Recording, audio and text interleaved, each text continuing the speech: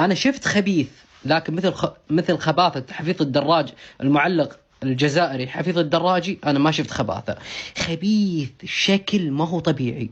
تخيلوا كم مرة عاد كلمة إن شاء الله يحصلون صيدليات مفتوحة، إن شاء الله يحصلون صيدليات مفتوحة. أنت قاعد تعلق مباراة الجزائر ومباراة بوركينا فاسو، مش اسمه هذا اللي اسمه ما ينطق زين، شكوا الصيدليات إن شاء الله يحصلون صيدليات مفتوحة.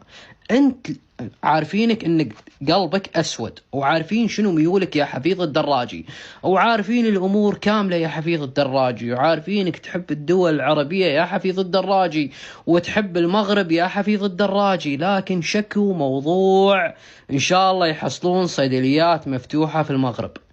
أنت فيك شيء.